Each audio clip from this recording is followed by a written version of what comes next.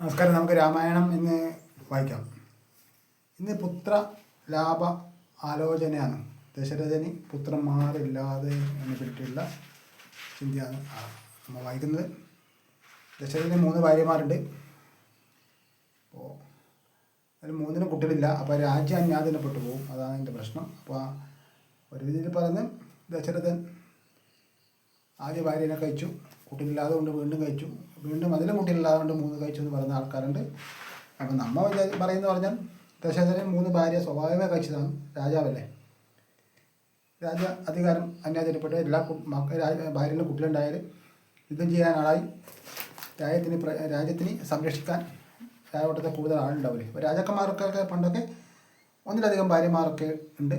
പോറ്റാൻ കഴിവുണ്ടെങ്കിലാണ് അത് ഇത്രയും കഴിക്കാം. അങ്ങനെ കഴിക്കാമെന്ന് രാജാക്കന്മാർക്ക്. ഇന്നത്തെ കാലം രാജഭരണകാലത്തെ കഥയല്ലേ. അപ്പോൾ രാജാവ് അത്ര പൈസയും കാര്യങ്ങളും സാമ്പത്തികം ഉള്ളവർക്ക് ഒന്നിലധികം ഭാര്യമാരെ കഴിക്കാമെന്ന് ഹിന്ദു ആധ്യാത്മികത പറയുന്ന അതുകൊണ്ടില്ല. അപ്പോൾ നമുക്ക് രാമായണം വായിക്കാം. പുത്രലാഭാലോചന. അമിത ഗുണവാനാം നൃപതി ദശരഥൻ അമലതനയൻ അയോധ്യാധിപതി ധർമാത്മാവീരൻ അമരകുലത്വരതുല്യനാം സത്യപരാക്രമൻ അങ്കജസമൻ കരുണാകരരത്നാകരൻ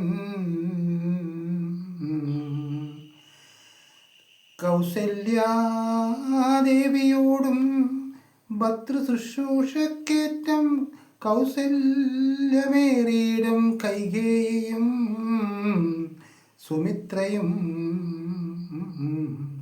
ഭാര്യമാരിവരോട് ചേർന്നു മന്ത്രികളുമായി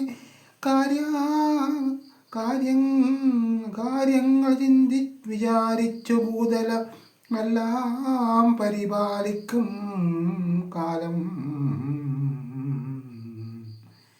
അനവത്യത്വം കൊണ്ടു പരിതാപേന ഗുരുചരണാംബുജദ്വയം വന്ദനം ചെയ്തു ചോദിച്ചിടിനാൻ എന്തു നൽകൂ നന്ദനന്മാരുണ്ടാവാനെന്നരുൾ ചെയ്തിടണം. പുത്രന്മാരില്ലാകയാൽ എനിക്കു രാജാതി സമ്പത്തും സർവവും ദുഃഖപ്രദമെന്നറിഞ്ഞാലും വസിഷ്ഠനതു കേട്ടു ചിരിച്ചു. ദശരഥ നൃപനോടരുൾ ചെയ്തു, നിനക്കു 4 പുത്രന്മാരുണ്ടായി വരുമതു നിനക്കു ഖേദിച്ചേണ്ട മനസ്സേ നരപതേ. വൈകാതെ വരുത്തേണം ഋഷിസിംഹനെ ഇപ്പോ ചെയ്ക നീ ഗുണപതി പുത്രകാമേഷ്ടി കർമ്മം. ചെയ്ക നീ ഗുണനിധേ പുത്രകാമേഷ്ടി കർമ്മം.